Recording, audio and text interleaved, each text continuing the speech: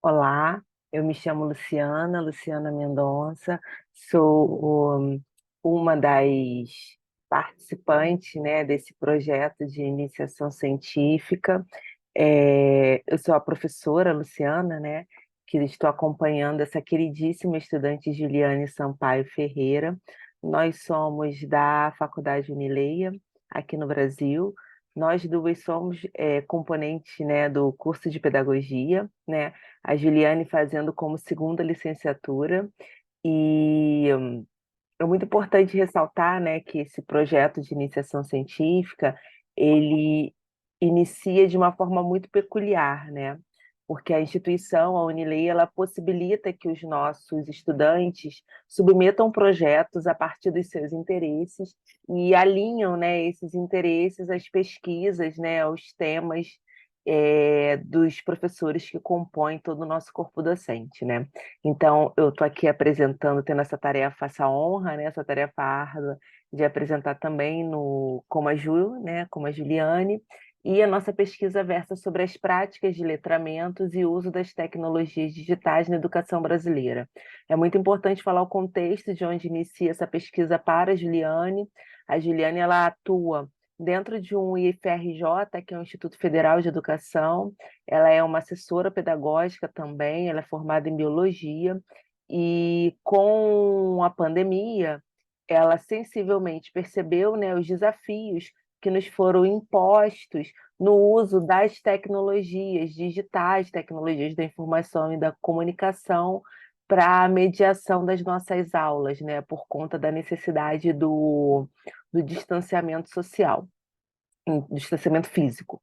Então, ela traz isso como indagação, ela traz isso como angústia e começa a pesquisar, já trazendo esse conceito de práticas de letramento, né? Então, vamos começar. Então, a primeira coisa que embasa, né, e justifica a importância dessa pesquisa, né, é que no Brasil a gente tem a Base Nacional Comum Curricular, né, e um dos objetivos presentes na base é proporcionar aos alunos o desenvolvimento de competência e habilidade, para que eles compreendam e utilizem as tecnologias digitais como linguagem, né, então nas mais diferentes práticas sociais.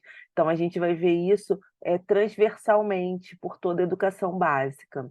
E nesse cenário, né, a gente chama de contemporânea aqui no Brasil, são muitos desafios. Os desafios dos professores que não possuem uma formação inicial nem continuada nesse sentido, os desafios de acesso a esses recursos, né, não só às ferramentas, à internet, os desafios do planejamento pedagógico com o uso dessas tecnologias são muitos, né? Até então, eles são muitos perceptíveis, né, aos profissionais da educação que atuam nos cenários, né?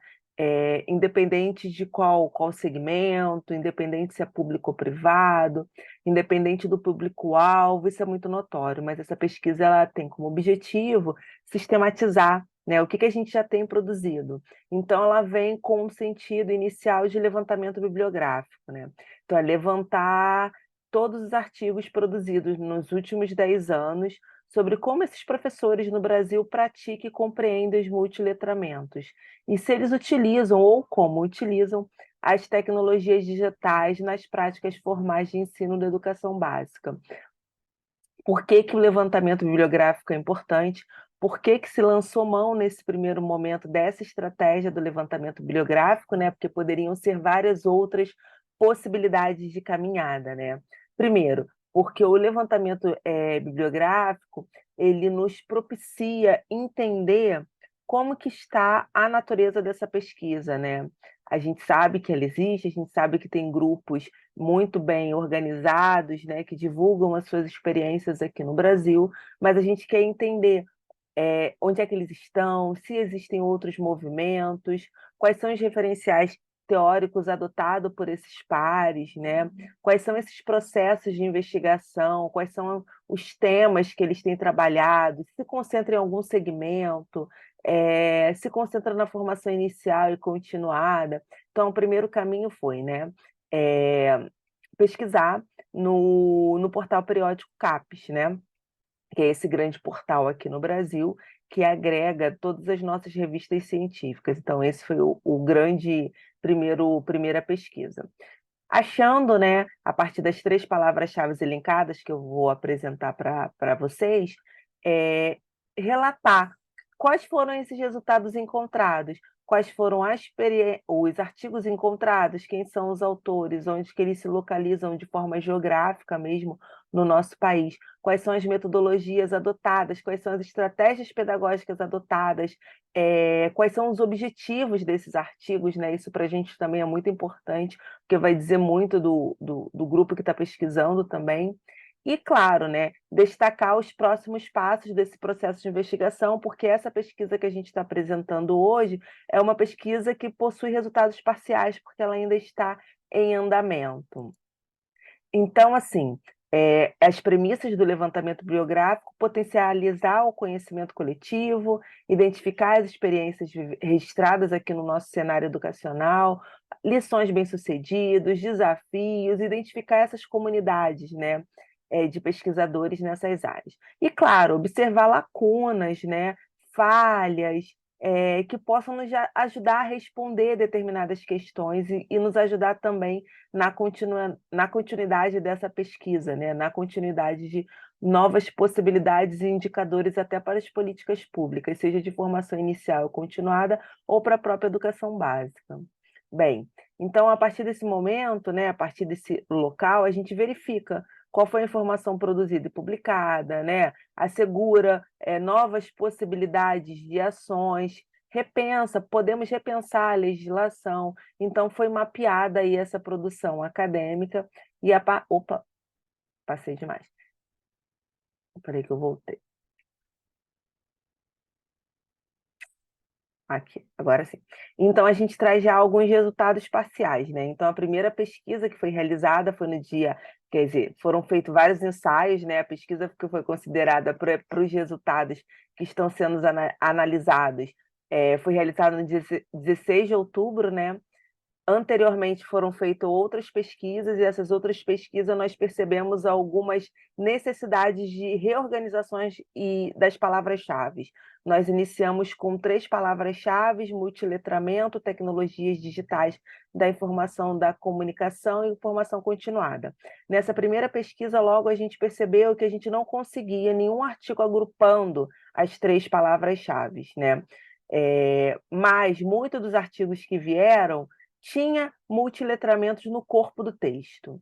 Era no corpo do texto, não era no indicado como palavra-chave, como a gente descreveu na metodologia. Então, a gente leu esses textos, lemos essas pesquisas e percebemos que, quando se adota esse conceito de multiletramentos, os pesquisadores aqui no Brasil estão adotando não tecnologias da informação e da comunicação, mas o conceito já de tecnologias digitais. Então, a gente refez essa busca, e refazendo a busca, a gente colocou tecnologias digitais, multiletramentos e formação continuada, docente, né? E aí sim, né, desses 3 artigos, dessas 3 palavras-chave, nós encontramos um determinado número de artigos, que foram 6, né, que eu vou apresentá-los agora para vocês, que agruparam, sim, os resultados que a gente estava buscando encontrar, né, como objetivo dessa pesquisa. Então, foram 6 artigos. Vocês podem notar que, por mais que a gente tenha determinado 10 anos, né, nós só conseguimos encontrar artigos a partir do ano de 2018. Então, anterior a, ao 2018, a gente encontra, sim, o tema multiletramentos, né, sendo trabalhado, mas não sendo trabalhado como uma das palavras-chave da pesquisa, mas sim, em algum momento, ele sendo considerado na análise desses resultados, né, das pesquisas apresentadas. E quando a gente coloca dentro do contexto da formação continuada, são esses 6 artigos que aparecem, né?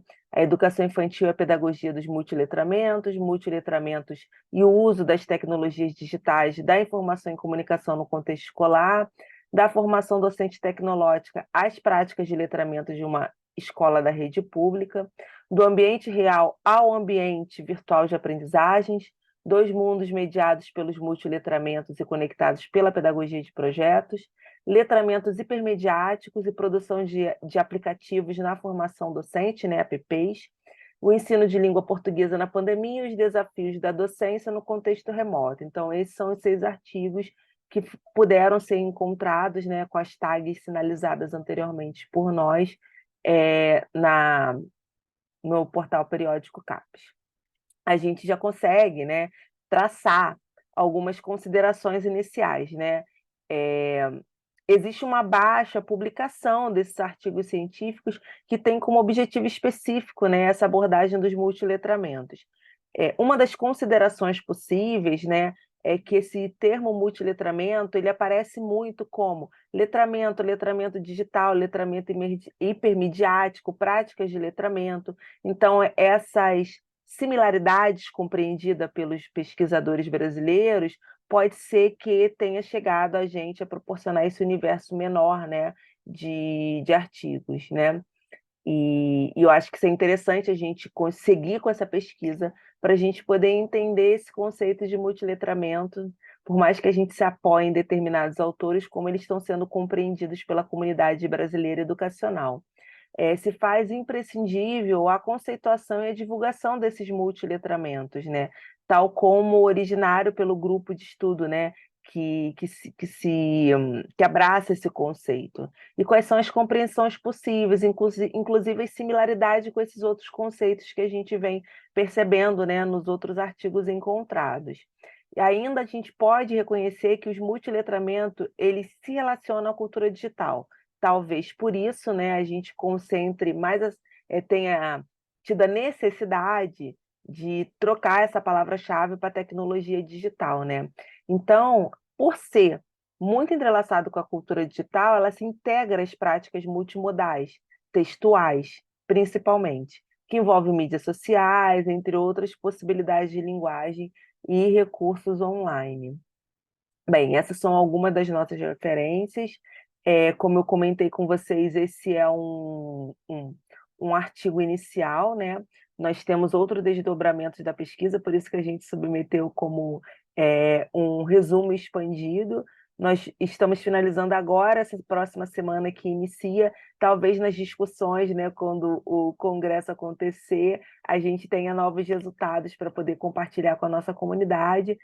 Agradecemos imensamente essa oportunidade de partilha, né, com uma comunidade internacional, principalmente, e que possamos, né, apoiar e desenvolver novas práticas, visando sempre a melhoria da nossa educação nos contextos nacionais e internacionais.